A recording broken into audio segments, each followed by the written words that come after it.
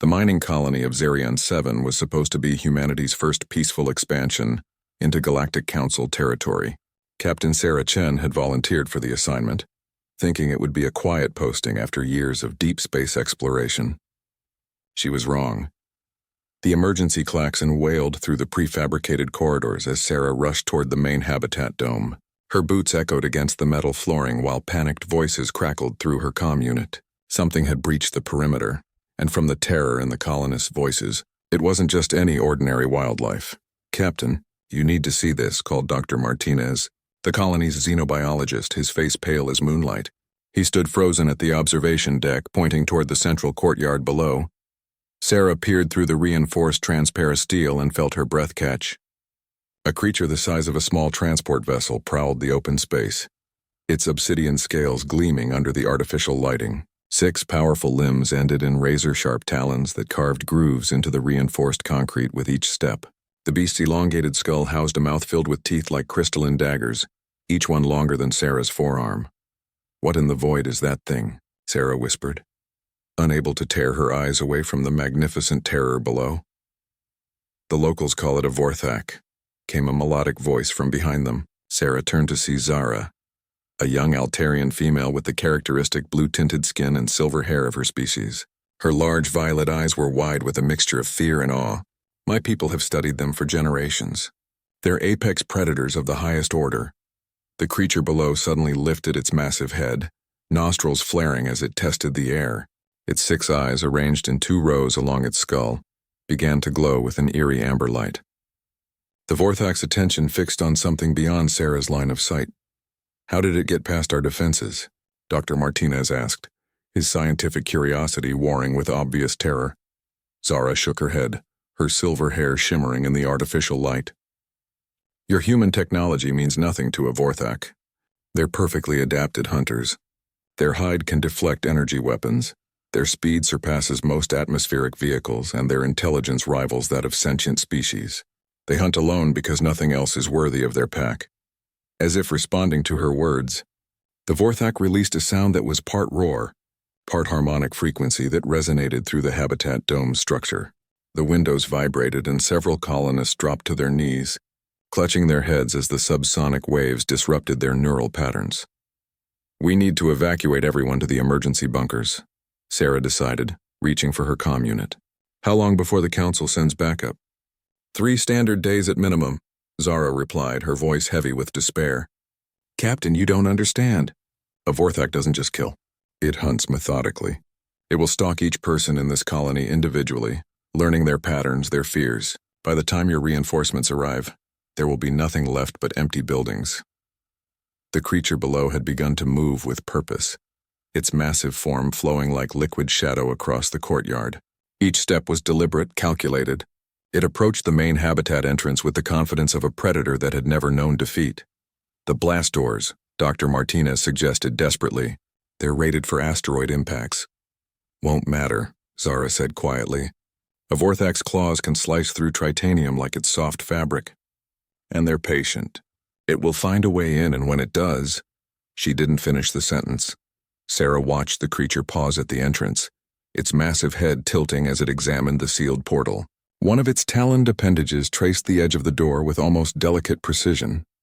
The Vorthak was studying their defenses, learning their weaknesses. "There has to be something," Sarah muttered, her mind racing through every military protocol she'd ever learned. Every species has a weakness, every predator has something it fears. Zara turned to look at her with something approaching pity. "Captain, with respect, your species has been part of the Galactic Council for less than a century. The Vorthak has been the ultimate predator for millions of years. Even the Krillian Empire, at the height of their military power, classified entire systems as off-limits rather than face these creatures. Below them, the Vorthak had begun to trace intricate patterns on the blast door with its claws. Sparks flew as the supposedly impenetrable barrier began to show scoring marks. "How long?" Sarah asked grimly. "At that rate, perhaps 20 minutes before it carves through," Zara estimated. "Captain, I must ask, does your species have any concept of honor in death? Because that may be all we have left." Sarah studied the alien predator with new eyes, her military training kicking in despite the hopelessness of the situation. Every creature, no matter how perfectly evolved, Had to have some behavioral pattern, some exploitable trait. The Vorthak was intelligent, that much was clear. It was also confident, perhaps overconfident. Tell me everything you know about their hunting patterns, she said suddenly. Every detail, no matter how small. Zara looked puzzled but began to recite what sounded like academic knowledge passed down through generations. They always hunt alone. They prefer to stalk their prey for extended periods before striking. They seem to take pleasure in the psychological aspect of the hunt. As Zara spoke, Sarah found herself forming the skeleton of a plan. It was insane, suicidal, and probably impossible. But sometimes impossible was exactly what humans did best. The Vorthak below had made significant progress on the blast door. Time was running out, and with it, the lives of everyone in the colony. Sarah made her decision. Gather everyone in the main assembly hall, she ordered. And Zara? I'm going to need you to tell me everything about how your people first encountered these creatures. The main assembly hall buzzed with terrified whispers as colonists filed in, their faces pale with the knowledge of what stalked them outside. Sarah stood before the crowd, her uniform crisp despite the chaos, projecting a calm confidence she didn't entirely feel. Zara moved to the front of the room, her violet eyes reflecting the overhead lighting as she began to speak. 5,000 years ago, my ancestors encountered the first Vorthak during the expansion into the Kepler Reach. We were explorers then, much like your species is now. The sound of rending metal echoed through the habitat dome, causing several colonists to flinch. The Vorthak was making steady progress on the blast door. The creature appeared without warning on our colony ship, Zara continued, her melodic voice carrying clearly across the silent room. Within 6 hours, it had eliminated 47 crew members. Our warriors, our hunters, even our most advanced combat units, nothing could stop it. How did your people survive? Asked Dr. Martinez, who was frantically working on a portable scanner, trying to track the creature's movements. Zara's expression grew somber. They didn't. That ship was lost with all hands. The only reason we know what happened is because they managed to transmit their logs before... She paused, collecting herself. The recordings showed the Vorthak systematically hunting each person. It would wound its prey first, then withdraw to let fear and pain weaken them, before returning to finish the kill. Sarah absorbed this information, her mind cataloging every detail. You said it hunted systematically. What was its pattern? It always went after the leaders first, Zara replied. The ship's captain, the department heads, anyone who showed signs of organizing resistance. After eliminating the command structure, it would pick off the rest at its leisure. Another crash resonated through the dome, closer this time. The Vorthak had breached the outer door. Captain, came a voice from Sarah's comm unit.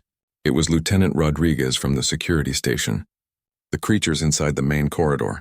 It's moving slowly, like it's mapping the interior. Sarah nodded grimly. The Vorthak was indeed systematic, learning the layout before beginning its hunt in earnest. All security personnel are to avoid direct confrontation. Monitor only. But Captain, that's an order, Lieutenant. Any attempt to engage that thing will only result in casualties. Sarah turned back to Zara. Tell me about their senses. How do they track their prey? Zara closed her eyes, accessing racial memories passed down through generations of survivors from other encounters. They have enhanced hearing that can detect heartbeats through steel bulkheads. Their thermal vision sees body heat through most materials, and their sense of smell can track an individual for days after they pass through an area. What about their hunting behavior? You mentioned they wound first, then withdraw. Yes, they seem to derive satisfaction from the psychological torment. A Vorthak will often reveal itself to its prey, allow them to see death approaching, then vanish again. The fear and stress hormones apparently make the eventual kill more satisfying to them. Sarah turned to address the assembled colonists. I need volunteers. People willing to take a significant risk to save everyone else. The room erupted in confused murmurs, but several hands went up immediately. Sarah wasn't surprised to see they were all human hands. Her species' tendency toward self-sacrifice in the face of impossible odds was already becoming legendary among the galactic community. Captain, Zara said quietly, what are you planning? Nothing has ever successfully fought a Vorthak and lived to tell about it. Who said anything about fighting? Sarah replied with a grim smile. Dr. Martinez, what's the status on those portable environmental suits? The xenobiologist looked up from his scanner, confused by the change in subject. Fully charged, thermal regulation functional, sealed atmosphere, good for 6 hours. But Captain, I don't understand how. Trust me, Doctor. Zara, I need to know more about their intelligence level. You said it rivals sentient species. How sophisticated are we talking? Zara's brow furrowed in concentration. Extremely sophisticated. They can operate technology, solve complex puzzles, even mimic voices and sounds to lure prey. Some xenobiologists believe they may actually be more intelligent than most council species. They simply choose to remain in their predatory state. The lights in the assembly hall flickered as something massive moved through the corridors outside.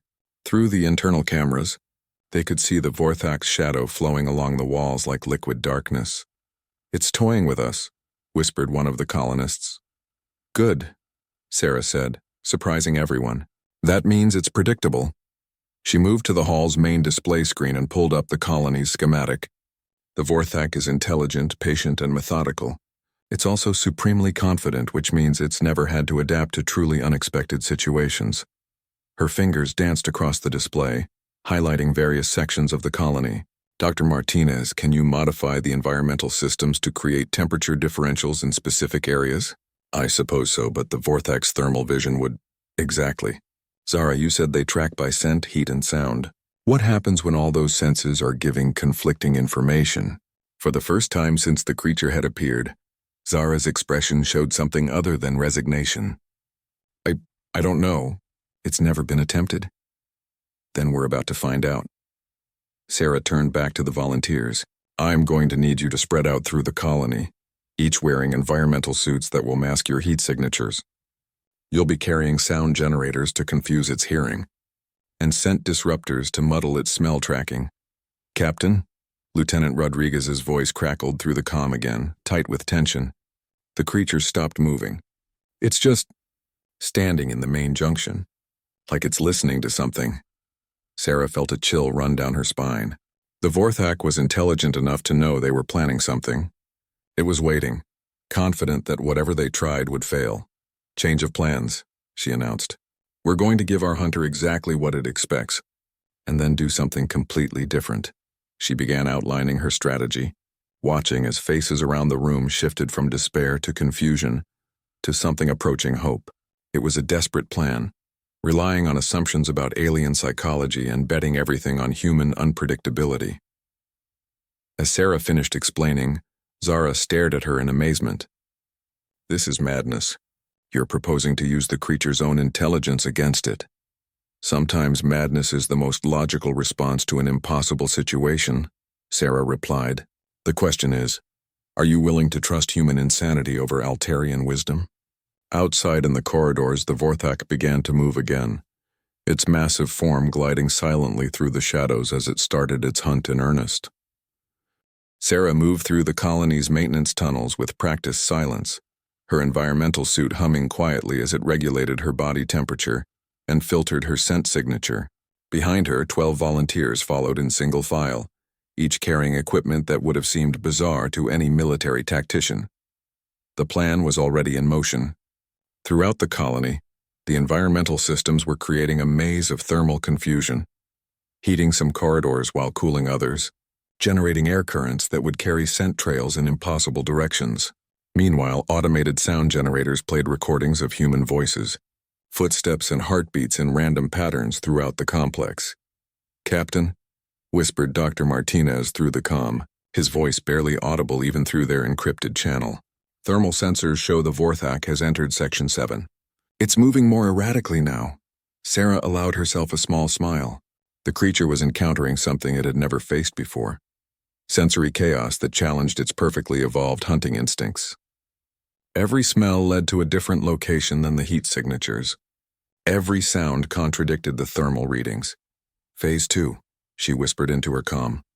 Zara's voice came through clearly, though Sarah knew the young Altarian was safely hidden in the emergency bunker. "I still think you're insane, Captain. No one has ever confused a Vorthak. Their neural structure processes multiple sensory inputs simultaneously without conflict. Then we're about to rewrite the textbooks," Sarah replied, signaling her team to take position. They had reached the central hub of the colony, a large circular chamber where all the main corridors converged. Sarah's volunteers spread out, taking cover behind support pillars and equipment stations. Each person carried what looked like a modified mining laser. But Dr. Martinez had spent the last 2 hours reconfiguring them for a very different purpose. The Vorthak appeared at the chamber's eastern entrance like a nightmare-given form. Its obsidian scales reflected the emergency lighting as it moved with liquid grace, but Sarah could see signs of frustration in its body language. The creature's head swiveled constantly, its 6 eyes glowing brighter as it tried to process the contradictory sensory information flooding its enhanced senses. "Now," Sarah whispered. 12 modified mining lasers fired simultaneously, but instead of coherent energy beams, they projected holographic images, dozens of human figures that moved and gestured with lifelike precision. The chamber suddenly filled with what appeared to be over 50 people, all running in different directions, all generating heat signatures and sound patterns.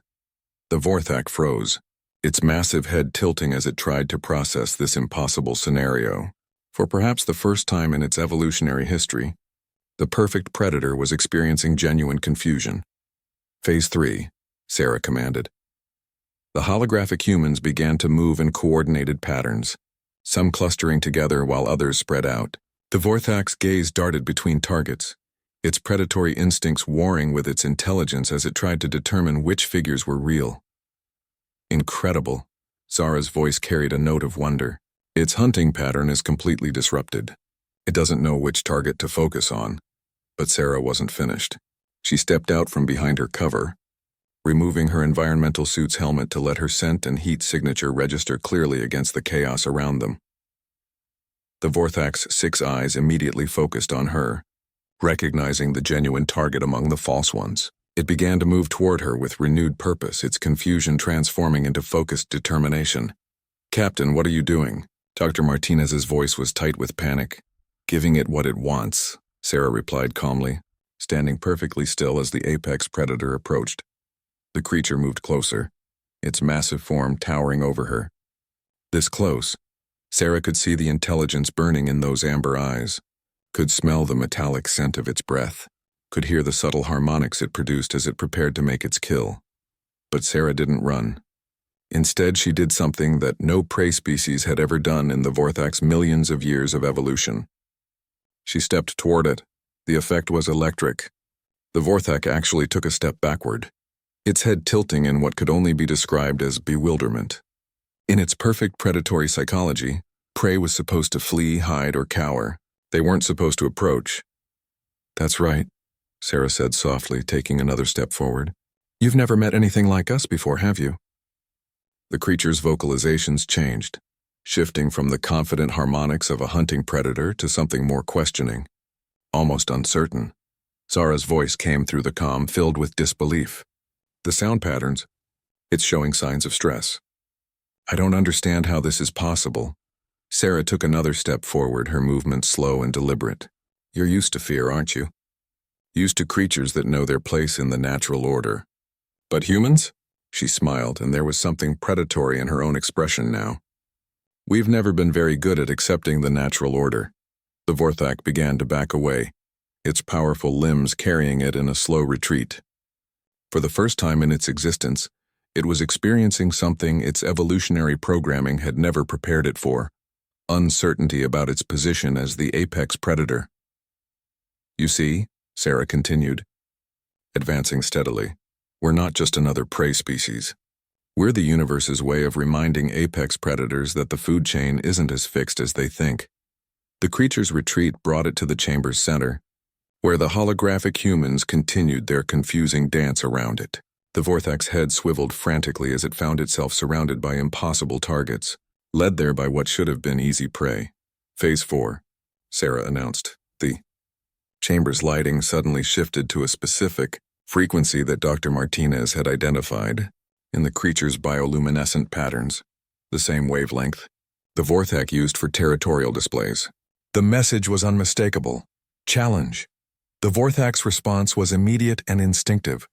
It reared up to its full height, its scales shifting to display aggressive coloration as it released a territorial roar that shook the chamber's walls. But Sarah didn't flinch. Instead, she activated her own sound generator, one that had been specifically tuned to match the Vorthak's territorial call. The human's challenge echoed through the chamber, meeting the creature's roar with equal intensity. For a moment that stretched into eternity, apex predator faced apex predator in a battle of wills that transcended species, transcended evolution itself. The Vorthak's amber eyes burned with confusion, anger, and something else. Something that might have been recognition. Then, impossibly, the creature began to lower itself, its aggressive posture softening into something approaching. Respect? The silence in the central chamber was deafening. Sarah stood facing the Vorthak, both apex predators locked in a moment of mutual recognition that defied millions of years of evolutionary programming. The creature's massive head tilted slightly, its 6 amber eyes studying her with an intelligence that was both alien and strangely familiar. Impossible, Zara's whispered voice carried through the comm. It's showing submissive posturing. No creature has ever made a Vorthak back down. But Sarah could see something else in the creature's behavior. This wasn't submission, it was curiosity. The Vorthak was encountering something unprecedented in its evolutionary experience, and its advanced intelligence was trying to process this new paradigm. Slowly, carefully, Sarah extended her hand toward the creature. The gesture was universal among many species, an offer of peaceful contact. The Vorthak's eyes focused on her outstretched palm, its head moving closer with cautious interest. "Captain, please tell me you're not about to try petting that thing." Dr. Martinez's voice was barely controlled panic. Sarah ignored the comment, maintaining eye contact with the Vorthak. "You're not just a mindless killer, are you?" she said softly. "You're intelligent enough to recognize another apex predator when you meet one." The creature's response was a low, harmonious sound that vibrated through the chamber's floor. It was completely different from its hunting calls. This was communication, not intimidation. "It's trying to communicate," Zara announced, her voice filled with wonder. "That harmonic pattern. It's similar to how juvenile Vorthaks interact with their parents before reaching maturity." Sarah felt a chill of understanding. The creature wasn't just communicating, it was treating her as an equal, possibly even as a superior predator. In the Vorthak's evolutionary hierarchy, only something higher on the food chain would dare challenge it so directly. "You recognize strength when you see it?"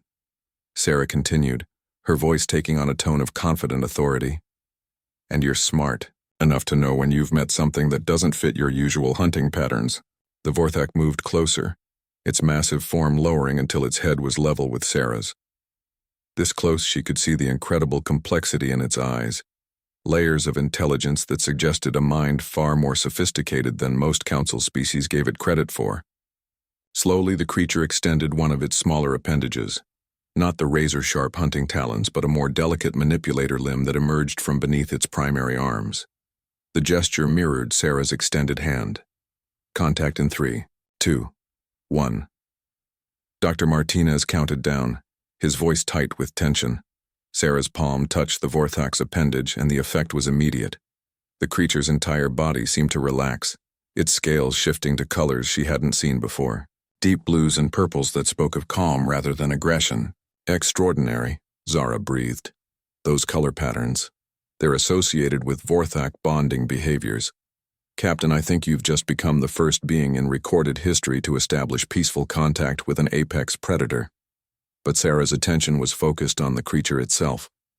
Through the physical contact, she could sense something, not telepathy exactly, but a form of emotional communication. The Vorthak was conveying concepts that her mind struggled to interpret: curiosity, respect, and something that might have been loneliness. "You hunt alone because nothing else is worthy of your pack," Sarah realized aloud. "But that's not by choice, is it? You're isolated because you're too perfect, too dangerous for anything else to coexist with." The Vorthak's harmonic vocalizations shifted to what could only be described as agreement. For millions of years it had been the ultimate solitary hunter, apex of apex predators, but that perfection had come at the cost of any meaningful social interaction. "But humans," Sarah continued, her understanding growing, "we're different. We're social apex predators. We hunt in packs, we cooperate, we challenge each other to become better. We're what you've been looking for. Equals." The creature's color patterns shifted again. this time to brilliant golds and silvers that pulsed with what Zara later described as excitement or joy. The Vorthak began to emit a new sound, a complex melody that resonated through the chamber like a song. "Captain," Lieutenant Rodriguez's voice cut through the moment. "We're getting readings of multiple Vorthak signatures approaching the colony, it looks like. Oh my God, there's dozens of them." Sarah felt the creature's grip on her hand tighten slightly, but not threateningly. The Vorthak was communicating urgency, not aggression. It called them, Sarah realized. It's summoning its species. Panic erupted across the comm channels as colonists detected the approaching predators. But Sarah raised her free hand for calm, her mind racing to understand the situation. "Zara, what do you know about Vorthak social structures before they reach maturity?" "Very little," Zara admitted. "They're believed to be pack hunters as juveniles, but they become solitary upon reaching adulthood. It's thought to be an evolutionary adaptation to prevent competition for territory." Sarah studied the creature before her, seeing new possibilities in its behavior. What if that's wrong? What if they become solitary because they never encounter anything worthy of their pack? The Vorthak's song grew louder, more complex, as if it was broadcasting something across vast distances. Through their continued contact, Sarah could sense the creature's intent. It wasn't calling for a hunt, it was calling for a gathering.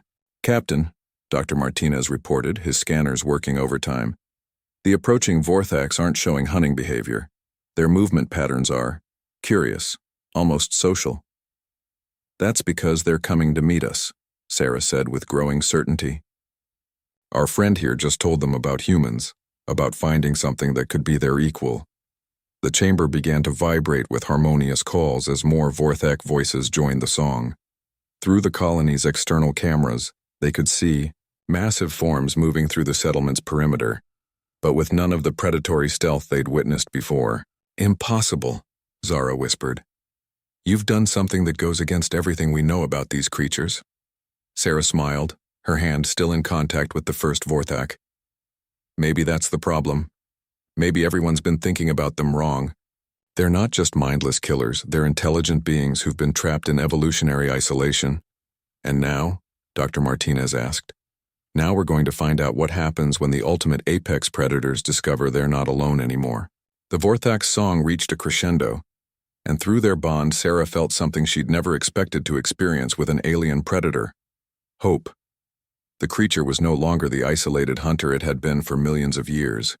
It had found something unprecedented, a species that could stand as its equal, that could offer the social interaction its intelligence had always craved but never been able to achieve. As the first of the approaching Vorthaks entered the chamber, Sarah realized that humanity had just accomplished something extraordinary. They hadn't just survived an encounter with the galaxy's most perfect predator, they'd offered it something it had never known it was missing: friendship. The central chamber had transformed into something unprecedented in galactic history. 7 massive Vorthaks moved through the space with fluid grace, their scales displaying the brilliant golds and silvers of excitement and curiosity. Each creature was unique in its markings and size, but all shared the same focused intelligence that Sarah had first recognized in their leader. "Status report," Sarah called through her comm, never breaking contact with the first Vorthak, who had remained by her side like a protective guardian. "All colony sections report no aggressive contact." Lieutenant Rodriguez responded, his voice filled with amazement. "The creatures are exploring. They seem to be examining our technology and architecture, but with curiosity rather than hostility."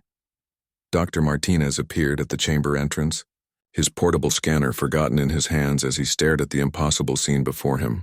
"Captain, my readings show complex vocalizations between all 7 creatures. They're sharing information at a rate that suggests near instantaneous data transfer." Through her continued contact with the first Vorthak, Sarah could sense fragments of this communication. It was like standing at the edge of an ocean of consciousness, feeling the waves of thought and emotion that passed between minds that had evolved beyond the need for simple language. "They're discussing us," she realized aloud. "Analyzing human behavior, technology, social structures. They're trying to understand how we function as pack hunters." Zara entered the chamber cautiously, her violet eyes wide with wonder and disbelief. In her hands she carried what appeared to be an ancient data tablet covered in Altarian script. "Captain, I've been researching our oldest archives," she began, her voice trembling with excitement. "There are legends, myths dismissed by modern xenobiologists, about a time before the Vorthax became solitary hunters. One of the larger creatures, its scales bearing silver patterns that suggested great age, turned its attention to Zara." The young Altarian froze as 6 amber eyes focused on her, but Sarah felt reassurance flowing from her bonded Vorthak. "Tell us," Sarah encouraged, her instincts telling her that this information might be crucial. Zara's melodic voice carried clearly through the chamber. "According to the legends, the Vorthax were once the galaxy's greatest cooperative hunters. They worked together to maintain balance across entire star systems, preventing any single species from becoming destructively dominant." The ancient Vorthak moved closer to Zara, its head tilting with obvious interest. Through her bond, Sarah felt a surge of emotion from her companion. Recognition, validation, perhaps even relief. But something changed, Zara continued, reading from her tablet. "The myths speak of a great silence, a period when the Vorthax stopped communicating with other species, stopped working together, and became the solitary predators we know today." "When?" Dr. Martinez asked, his scientific mind already working on the implications. "According to the timeline." Zara's voice trailed off as she processed the information. "Approximately 5 million years ago, right around the time the first sentient species began developing advanced civilizations." Sarah felt her bonded Vorthax emotional state shift to something resembling sadness, mixed with frustration. The creature began vocalizing, its harmonious sounds carrying complex meanings that her mind struggled to interpret. "It's trying to explain something," she said, concentrating on the emotional undercurrents flowing through their bond. "Something about disappointment? No, that's not right. Disillusionment." The other Vorthax had gathered in a circle around them, their own vocalizations joining in what appeared to be a collective attempt at communication. The chamber filled with harmonious sound that seemed to bypass the ears and resonate directly in the bones. Suddenly, Sarah's mind filled with images, not her own memories, but something being shared through the bond. She saw vast spaces of stars, worlds teeming with life, and creatures that moved between them with purpose and intelligence. But these weren't the solitary hunters of modern galactic knowledge. These were social beings working in perfect coordination to maintain cosmic balance. "They were guardians," Sarah gasped, the revelation flooding through her. "Not just predators, but protectors. They maintained ecological balance across multiple star systems, preventing any species from becoming destructively dominant." "Then what happened?" Dr. Martinez asked. More images flowed through the bond. Sarah saw the rise of the first galactic civilizations, species that developed technology faster than wisdom, that spread across systems like viruses, consuming resources and destroying the careful balance the Vorthax had maintained for eons. "They tried to fulfill their role," Sarah continued, her voice heavy with understanding. "They attempted to correct the imbalance to prevent ecological collapse. But the emerging civilization saw them only as monsters, as threats to be destroyed rather than guardians to be respected." The ancient Vorthax scales shifted to deep purples and blues, colors that Zara later identified as representing profound sorrow. Through the chamber, all 7 creatures began to harmonize in what could only be described as a lament, a song of loss that had been building for 5 million years. So they withdrew. Sarah realized. They stopped trying to fulfill their purpose because every species they tried to protect turned against them. They became solitary because cooperation led to nothing but conflict and misunderstanding. "Until now," Zara whispered, her violet eyes bright with tears, "until they met a species that could stand as their equals, that could understand their true nature." The lament gradually transformed into something else, a melody of hope and possibility. The creature's scales began shifting to the brilliant golds and silvers of excitement, their 6 eyes focusing on the humans with obvious anticipation. "They want to try again," Sarah said, feeling the wave of emotion from her bonded partner. "They want to resume their role as guardians, but this time with allies who can understand their purpose." "The implications are staggering," Dr. Martinez breathed. "Vorthax working with humans to maintain galactic ecological balance. We could prevent the kind of resource wars that have plagued the Council for millennia. But Sarah sensed something else through the bond. Uncertainty, perhaps even fear. The Vorthax had been disappointed once before, had trusted in cooperation only to be betrayed by the very species they tried to protect. They need to know we're different, she realized. They need proof that humans can be trusted with this partnership. The largest Vorthak, the ancient one that had shown such interest in Zara's historical records, approached Sarah directly. Through her established bond, she felt its presence like a mountain of consciousness, vast, old, and weighted with the wisdom of eons. When it touched her mind directly, Sarah felt herself standing at the center of a test that would determine not just the fate of the colony, but potentially the future relationship between humanity and the galaxy's most powerful guardians. The test was simple in concept, but profound in implication. Could humans be trusted with the kind of power and responsibility that came with being partners to apex predators? Could they move beyond their own destructive tendencies to become true guardians of galactic balance? Sarah felt the weight of her species' future pressing down on her as she prepared to prove that humanity was worthy of the Vorthak's trust. The ancient Vorthak's consciousness pressed against Sarah's mind like a tide of living memory. Through the bond, she experienced flashes of cosmic history, the rise and fall of civilizations, the delicate balance of ecosystems across thousands of worlds, and the growing weight of responsibility that had once driven an entire species to voluntary exile. Show us. The creature's mental voice was like an echo across eons, carrying the accumulated wisdom and sorrow of 5 million years. Show us that your species can be what others could not. Sarah felt the test begin, but it wasn't what she had expected. Instead of some cosmic trial, she found herself reliving specific moments from human history, but now viewed through the lens of Vorthak understanding. She saw humanity's first steps into space, driven not by wisdom but by curiosity and ambition. She witnessed the wars that had marked their expansion, the resources consumed, the mistakes repeated across dozens of worlds. Through the Vorthak's perception, humanity looked disturbingly similar to those ancient civilizations that had driven the Guardians into exile. But then the perspective shifted. The ancient being showed her other moments, humans risking their lives to save endangered species on alien worlds, colonies that chose sustainable development over maximum profit, explorers who turned back from promising systems when they discovered fragile ecosystems that needed protection. We are not perfect, Sarah admitted through the bond, her thoughts carrying the full weight of human self-awareness. We make mistakes, we are often driven by greed and ambition. But we also have something that perhaps those other species lacked. We can learn from our failures and choose to be better. The chamber around them had grown silent. The other Vorthaks watched with intense focus as their eldest member conducted this trial of species, while the human colonists observed in awed silence, sensing that something momentous was occurring. Through the bond, Sarah felt the ancient Vorthak present her with a scenario, a hypothetical situation that would test human moral flexibility. She saw a thriving human colony on a resource-rich world, their mining operations providing materials crucial to human expansion across the galaxy. But the mining was slowly poisoning the native ecosystem, threatening to drive dozens of indigenous species to extinction within a few decades. What would your people choose? The mental voice asked. Sarah didn't hesitate. Some would choose the resources, justifying it as necessary for human survival and progress. Others would demand immediate cessation of all mining to protect the native life. Both would be wrong.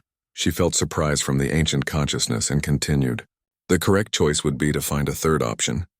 Humans are at their best when facing impossible situations. We would develop new mining techniques that don't harm the ecosystem, or find alternative resources, or create technologies to heal the damage while still meeting our needs. We don't accept that protection and progress must be mutually exclusive. More scenarios flowed through the bond, each one testing different aspects of human nature. A plague threatening a human colony that could only be cured by harvesting a rare plant to extinction. Hostile aliens threatening human worlds where the only defense would devastate their home system's environment. Pirates using protected wildlife preserves as bases, forcing authorities to choose between capturing criminals and protecting endangered ecosystems. To each scenario, Sarah responded not with simple moral absolutism, but with creative solutions that acknowledged the complexity of real-world choices while refusing to accept that harm was inevitable. It was quintessentially human, the refusal to accept impossible choices at face value, the drive to find alternatives that others couldn't see. The ancient Vorthak's mental presence grew warmer, tinged with something that might have been approval. Your species does not think like others, it observed. You do not accept the limits that nature or circumstance impose. That's why we're here, Sarah replied. Not just in this colony, but in space at all. Humans have never been good at accepting limitations. When told something is impossible, our first instinct is to prove that assessment wrong. She felt the creature's amusement at that statement, followed by deeper consideration. And yet you have not destroyed yourselves in this refusal to accept limits. We came close a few times, Sarah admitted. But we learned that true strength isn't about dominating everything around you. It's about lifting everything up with you. That's what makes us different from those ancient civilizations. We've learned that cooperation is more powerful than domination. The test scenarios became more complex, involving multiple species' competing needs and moral ambiguities that had no clear solutions. But in each case, Sarah demonstrated the human capacity for innovative thinking, for finding solutions that transformed impossible choices into opportunities for mutual benefit. Finally, the ancient Vorthak presented the ultimate test. Through the bond, Sarah experienced the Guardian's own greatest failure, the moment 5 million years ago when they had tried to prevent a powerful civilization from strip mining their entire star system, only to be labeled as monsters and hunted to near extinction by a coalition of civilized species who saw them only as threats. Could humans do better? The mental voice asked. Could you help us fulfill our purpose without falling into the same trap of being seen as tyrants imposing our will on others? Sarah considered this carefully, feeling the weight of eons of isolation and disappointment pressing against her consciousness. Yes, she said finally, but not by imposing our will or yours. By teaching instead of dictating. By offering choices instead of ultimatums, by showing through example rather than through force. And if they refuse to learn, if they choose destruction over balance despite all efforts to guide them, then we try harder to find alternatives. And if we truly exhaust every option, Sarah paused, feeling the gravity of what she was about to propose. Then we act, but we do so with full transparency about our motivations and methods.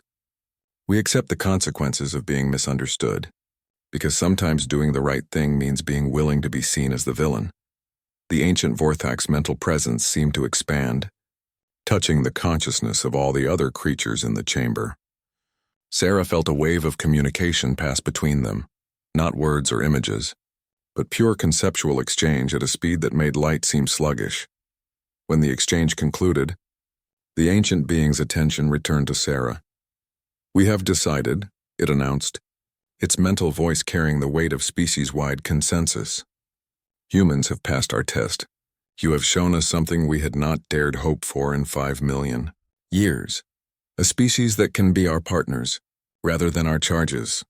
The chamber erupted in harmonious song as all 7 Vorthaks joined their voices in what could only be described as celebration. Their scales shifted to brilliant patterns of gold, silver and rainbow hues that spoke of joy, hope, and renewed purpose. But understand, the Ancient One continued as the celebration subsided, this partnership will change everything. For your species and for ours. Are you prepared for humanity to take responsibility for the ecological balance of entire sectors of the galaxy? Sarah felt the magnitude of what was being offered, and the crushing responsibility that came with it.